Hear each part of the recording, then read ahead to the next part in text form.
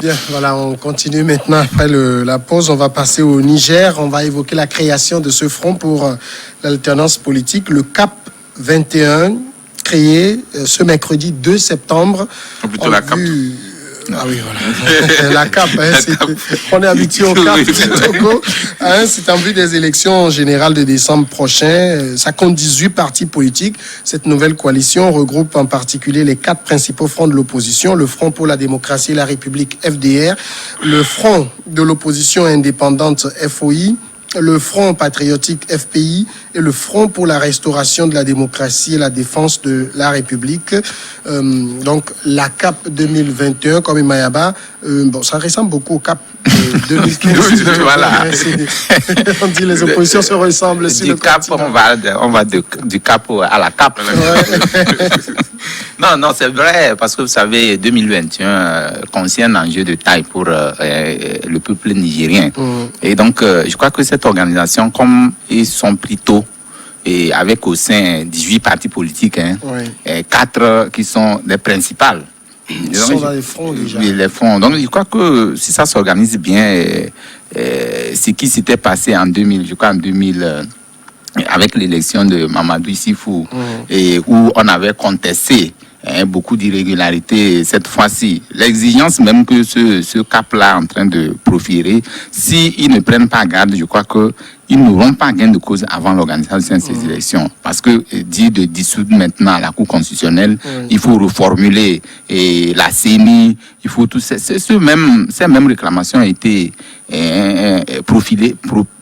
proliféré ici à l'endroit du peuple togolais, enfin du gouvernement togolais, qui n'ont pas trouvé de gain de cause. Mais d'aucuns le Togo, c'est pas le Niger. Oui, bon, je fais le parallèle parce que ça, c'est le même contexte qui s'y prête. Donc, je crois qu'aujourd'hui, c'est vrai de s'organiser, mais il faut pas trop monter les enchères. Il faut quand même descendre du piédestal pour que les réclamations ne soient pas trop corsées, pour qu'on ne puisse pas peut-être atteindre. Pour moi, actuellement, ce qu'ils sont en train de réclamer, sans ça, ça veut dire qu'il n'y aura pas d'élection ou ils ne vont pas participer à ces élections. Donc, je crois qu'il faut quand même mettre un peu de bémol pour que cette organisation, qu'après qu'on ne vienne pas parler de leadership, si c'est pas moi, c'est pas l'autre, parce que quand souvent nous avons vu comment quand beaucoup de partis se mettent ensemble et qu'on veut arriver à atteindre l'objectif, chacun tire le drap de son côté pour dire que non, c'est grâce à moi, ceci a été dit, et qui est l'initiateur de cette cape-là, donc il faut tenir compte de ces paramètres-là. Mais je crois qu'avec cette cape-là, si ça s'y tient bien, il va quand même avoir une alternance au niveau du Niger, parce que le Niger aussi, c'est un pays qui va peut-être vouloir donner de l'exemple dans la sous-région, et nous le souhaitons vivement. Alors, ces genres d'organisations de l'opposition qui ont des buts électoraux, finalement, est-ce que vous pensez qu'on peut parler véritablement d'union de l'opposition pour dégager un candidat unique ici? C'est difficile de s'entendre en moins de quelques semaines, à quelques semaines ou mois d'un scrutin présidentiel, et de pouvoir garantir sa victoire à ce scrutin. Ce qui serait bien, c'est que 2 ou 3 ans avant les élections, que les organisations de l'opposition s'entendent pour définir une feuille de route de travail commun pour pouvoir aboutir à des résultats concrets. Alors, aujourd'hui, on ne peut pas comprendre que c'est souvent à la veille des élections que les opposants réclament l'annulation de telle ou telle loi, ceci, alors que, en principe, après une élection présidentielle, on a tout le temps post-électoral pour pouvoir faire les réclamations pour la prochaine élection. Si je ne peux pas savoir, après les élections de 2020, que je serai candidat en 5 ans, ça ne vaut pas la peine, parce que vous devez vous préparer. Et il y a du travail à faire dans on appelle ça le cycle électoral, dans le cycle électoral. Vous ne pouvez pas attendre le dernier moment pour dire nous voulons tant, et des exigences vraiment graves. Oui. Aujourd'hui, ce qu'il ne faut pas aussi perdre de vue, c'est que en politique, on demande toujours plus pour avoir moins. Alors, quand vous voulez négocier, vous êtes obligé de dire nous voulons la démission du président. Bon, après, on vous dit on va nommer un opposant Premier ministre. Vous dites nous allons contrôler nous-mêmes le Premier ministre. Après, on vous dit vous allez contrôler que 2 ou 3 portefeuilles. Donc, c'est la politique en réalité. Et c'est malheureusement les citoyens qui ne mesurent pas la portée des exigences et qui croient des fois d'une façon très simple que voici ce que nous réclamons, sans cela, nous n'irons pas aux élections. Alors que les leaders de l'opposition savent très bien que ce n'est pas possible. La coalition aujourd'hui au Niger a une chance. La première chance, c'est que le président sortant ne se présente pas lui-même. Alors, vous avez la possibilité, si vous travaillez très bien et si vous arrivez à encadrer tout le pays pour vérifier ce qui se passe dans les bureaux de vote, d'avoir d'abord une première victoire, c'est la vérité des urnes. La vérité des urnes est très importante.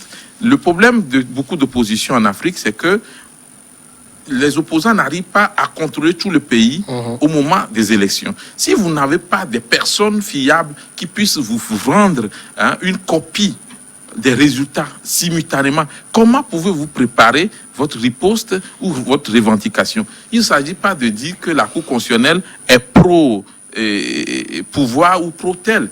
Du moment où, si la Cour constitutionnelle, même si on ne la change pas, si les élections sont claires et transparentes, si la population décide de voter pour une autre voie, pour un autre leader, pour l'opposition, ça veut dire que si les résultats sont clairs, que vous soyez proche ou pas, vous ne pouvez pas changer les choses en réalité. Mais c'est quand les élections ne sont pas transparentes, et quand les magouilles sont opérées, quand des fraudes sont vraiment bien opérées depuis la base, depuis même la période de recensement, que on assiste à du cinéma. Parce que finalement, les opposants qui sont des candidats savent très bien qu'au finish, on n'aura que 4% ou 5% ou 10%, mais on y va quand même juste pour voir notre place par rapport aux autres leaders de l'opposition. Aujourd'hui, le Niger a la possibilité d'avoir des élections transparentes si la coalition CAP 2021 fait un travail de diplomatie. Il ne s'agit pas de faire des exigences à outrance, mais de négocier pour avoir un minimum et participer à ces élections en rang serré. Alors, moi, quand je lisais quand même la création de cette coalition, ce qui me surprend, c'est que c'est vrai qu'il y a 18 partis, mais il y a 4 fronts. Donc, c'était des fronts épars qui faisaient leurs affaires de leur côté et qui se retrouvent subitement à l'approche des élections. Est-ce que ça peut... On peut compter sur ça pour être une dynamique véritablement unitaire? Vous savez, quand c'est trop également, ça crée un peu du désordre et souvent les convergences de vues sont difficiles à avoir. Et si nous sommes au Niger, le cas du Niger, nous sommes devant une élection ouverte où normalement les oppositions, à mon avis, ce qui est énuméré, c'est vrai, on a tendance à pouvoir penser que c'est en 2021. Or, 2021, la date, ça ne fait même plus un an, parce que vous voyez un peu. Donc, sur ce point, je pense que, quoi qu'on dise, cette coalition, c'est vrai qu'ils étaient en faction, comme vous l'avez dit, ils sont regroupés dans une grande coalition, etc. Mais tout compte fait, moi, je pense qu'il y a eu toujours ce concept de temps-là qui toujours les rattrape toujours. Parce qu'aujourd'hui, vous voyez un peu, lorsque vous prenez un peu, disons, le cahier de charge lié à ces revendications que j'estime assez, qui sont tellement trop, parce qu'on n'arrive pas à définir réellement ce qu'il faut. Ce qu'il faut réellement et qu'on sait qu'on peut avoir. Parce qu'il y a le cadre électoral qu'il faut réellement gouverner. Tommy le disait aujourd'hui que c'est vrai que ces oppositions n'arrivent pas à positionner carrément les membres sur toute l'étendue du territoire. Avec cette coalition, on peut estimer qu'ils peuvent avoir des ressources nécessaires, aussi bien financières que humaines, pour pouvoir donner les poster sur l'étendue du territoire. Mais lorsqu'ils sont nombreux aujourd'hui, comment faire pour avoir une ligne de conduite, d'abord au niveau des habitudes, etc., avoir une ligne de conduite claire et penser réellement à l'après-victoire, etc. Donc, sur ces points-là, c'est ce qui arrive la plupart du temps. Lorsqu'on n'obtient pas le deuxième tour, ça s'effrite. Et ça n'avantage jamais aucune opposition. On l'a vu dans pratiquement tous les pays. Et moi, j'estime aujourd'hui, même si on estime qu'on va à une grande coalition, n'oubliez pas que la mouvance présidentielle a des valeurs à faire prévaloir. Et ces valeurs-là, aujourd'hui, carrément, sont partagées par la quasi-majorité de la population au niveau du Niger. Et lorsque vous prenez, le président, lui, s'est réveillé tôt. Son dauphin, il y a 3 ans déjà que le dauphin était connu. Ça, c'est déjà... Il a pris de l'avance sur cette opposition qui vient de s'unir à moins d'1 an. Et le dauphin a pris le temps de faire... D'abord, il a été plusieurs fois ministre. Oui. Il a pris le temps de connaître réellement le terrain, etc. Et il a des acquis. Et il défend de loin cette opposition. Donc, peu importe la masse, peu importe le nombre, je pense que la question de chiffres ne peut pas faire aujourd'hui trembler. Et le président qui continue, lorsqu'il a même fait fermer des gens qui voulaient dire que nous vous voulons comme président, etc. Il les a fait fermer. Ça, c'est de la politique. Et ça, oui, c'est la campagne. Ce sont ces valeurs-là aujourd'hui dont la plupart de la population du Niger adhère. Et ça, je pense que cette opposition, il ne s'agit pas d'aller, disons, en parlant du nom mathématique, mais au-delà de ça, définir un cahier de charge clair où on sait qu'on peut obtenir ceci en forçant la main au pouvoir. On laisse carrément la commission organisative de ces élections-là. On ne dit rien, on passe, on fait de la surenchère. Mais il sait pertinemment que ça, il ne peut pas l'avoir, il ne peut pas l'obtenir. Donc moi, je pense qu'aujourd'hui, c'est de voir le cadre électoral. Qu'est-ce que le cadre électoral dit? Parce qu'aujourd'hui, on a toujours tendance à pouvoir dire que voilà, c'est un cadre électoral acquis d'avance, etc. Mais cette opposition ne fait rien pour améliorer ce cadre électoral-là, pour donner l'assentiment qu'on va avoir des élections ouvertes et qu'on puisse compter sur ces résultats sortis de ces élections. Alors l'opposition, elle a quand même une ribambelle de revendications. Elle réclame d'ici fin décembre la révision du fichier électoral, l'enrôlement des Nigériens de l'étranger, la recomposition de la CENI et la démission de la Cour constitutionnelle qui est considérée comme partiale. Elle demande également un accès équitable aux médias d'État pour une bataille équitable. Ça fait beaucoup. Beaucoup. La dernière revendication est possible, oui, mais le reste est difficile. Cette panoplie de revendications, je ne pense pas que... Et ils savent même qu'ils ne vont pas l'obtenir. Toutes ces revendications ne seront pas obtenues. Donc, moi, ce qui est important, c'est aujourd'hui, vous savez, le parti au pouvoir du président sortant a une longueur d'avance sur l'opposition parce que d'abord,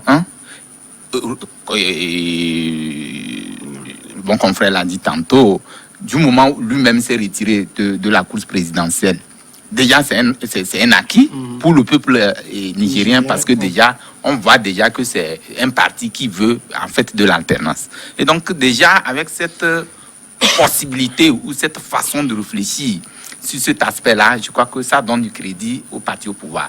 Maintenant, quand il s'agit de l'opposition, elle devait s'organiser, mais je ne trouve pas tout nécessaire ce front-là, parce qu'aujourd'hui, le front est là. D'abord, avant d'être ensemble, parce que chaque parti politique était créé pour, peut-être avec des objectifs pour chaque parti politique. Maintenant, se mettre ensemble, je ne sais pas si c'est pour juste les élections ou après élection, chacun va retrouver dans son camp. Ça aussi, cet aspect, il faut revoir ça. Donc, il faut redéfinir tous les contextes, enfin, tous les concepts de cette organisation-là, pour que même après les élections, qu'on ne revienne pas sur les mêmes problèmes, parce que ceux qui s'étaient mis ensemble pour la conquête du pouvoir, du moment où ils n'ont pas eu le gâteau, ou ils ont eu le gâteau, comment va se faire le partage du gâteau? Ça aussi, c'est un aspect de la chose, il faut réfléchir. Donc, je pense que l'opposition aujourd'hui, je ne connais pas ce que la constitution nigérienne dit. S'il y a déjà de tout, je pense que chaque parti politique devait... Voilà, si chaque parti devait quand même essayer d'aller dans son rang, même s'il faut peut-être des petits regroupements et autres. Non, ils sont déjà dans les regroupements. Oui, donc, et aller et pour jauger maintenant le poids politique et attendre le deuxième tour, si éventuellement il doit y avoir un deuxième tour. Donc, comme ça, après, les réclamations dont actuellement ils ont fait mention ne devaient pas apparaître. Chacun devait regarder sur son agenda et voir, mais est-ce que ça va m'arranger? Celui qui estime qu'il ne peut pas faire le poids peut soutenir donc, un autre. Toi, la coalition est inutile. Non, la coalition, à mon avis... Dans un contexte de doute. Justement, dans un contexte de doute, je ne vois pas l'importance d'une coalition, en fait. C'est mon avis. Donc, je trouve que... Moi, j'estime que plutôt, c'est une bonne chose dans la mesure où on sait d'avance le poids de l'adversaire en face et cette coalition peut amener à un second tour. Sans quoi, il ne pourrait pas l'obtenir. Parce que la longueur d'avance entre la mouvance présidentielle et l'opposition, il y a vraiment tellement une fossé assez grande. Ce n'est pas la même lecture que ce que nous connaissons dans la sous-région. Donc ça, je pense que cette coalition, à cette étape-là, est très importante pour forcer la main à aller à un second tour. Oui, mais justement, quand vous regardez les 4 partis politiques, les principales... Quatre fronts. 4 fronts, justement, peuvent se réorganiser en petits partis politiques. En ces fronts-là, peuvent aller... Maintenant que se mettre ensemble sur les 18 pour aller contre... pas de grande coalition. Bon, je crois que ça doit être un peu compliqué. La coalition au niveau de l'opposition, c'est ce que les experts, les observateurs ont toujours conseillé aux oppositions en Afrique. Si vous voulez avoir la chance de gagner des élections, mettez-vous ensemble Parce que d'abord, celui qui est au pouvoir, il a plus de moyens Mais ça financiers. marchait dans un contexte d'un seul tour. Hein. On est dans Voilà, un contexte c'est dans un contexte d'un Dans le tour. contexte de deux tours, la coalition peut déjà aller vers une planification d'une candidature unique, une désignation d'un candidat À qui quoi va sert alors représenter de tout? Si c'est la ça, coalition. ça ne sert plus. Si vous avez une coalition de l'opposition dans un pays, ça ne veut pas dire que l'opposition est réduite à cette coalition. Il y a toujours d'autres partis qui ne vont pas nécessairement adhérer à la coalition. Alors, s'il y a des candidats qui ne veulent pas être dans la dynamique, hein, j'utilise ce mot, la dynamique de cette coalition aura plus de chances d'avoir un bon résultat face aux candidats du pouvoir. Ça, c'est la première chose. La seconde chose, c'est par rapport à la couverture du pays. Ce qu'on a constaté dans beaucoup de pays, c'est que les partis politiques d'opposition se présentent à la présidentielle, mais n'arrivent pas à recueillir les résultats directement dans les bureaux de vote sur toute l'étendue du territoire. Un, par faute de moyens financiers. Deux, même par faute de ressources humaines suffisantes. Donc, le fait de se mettre en coalition, c'est une première chance pour pouvoir faire, comment on appelle ça, pour pouvoir encadrer tout le maillage du pays en termes de surveillance du scrutin d'abord, pour avoir les résultats et préparer éventuellement des revendications ou faire des requêtes auprès de la Cour constitutionnelle. Maintenant, ce qui concerne les revendications, on ne peut pas avoir de coalition sans objectif. Donc, les premiers objectifs de cette coalition de l'opposition du Niger, c'est d'abord de réclamer de meilleures conditions d'élection. Maintenant, c'est comme je le disais tout à l'heure, on exagère toujours quand on fait des revendications pour avoir au moins un minimum. Donc, aujourd'hui, moi, je pense que le travail que la coalition devrait faire, c'est de voir comment limiter au minimum les candidatures au niveau de l'opposition, de demander de vrais aménagements des conditions d'éligibilité ou d'élection de l'organisation, ne pas exagérer, c'est-à-dire tu ne vas pas demander des choses que tu ne pourras pas avoir. Il faudrait effectivement faire une diplomatie, réclamer des choses qui sont possibles à avoir et donner une alternance au peuple nigérien. Je crois que c'est le plus important. Il y aura alternance. Oui, mais il y aura une alternance, pas seulement une alternance d'individus, mais une alternance en termes de parti ou de régime pour que d'autres formations politiques puissent également accéder au pouvoir et diriger le pays. Il faudrait que le peuple nigérien puisse... On va aller à la pause. Permettez, c'est l'heure de la pause.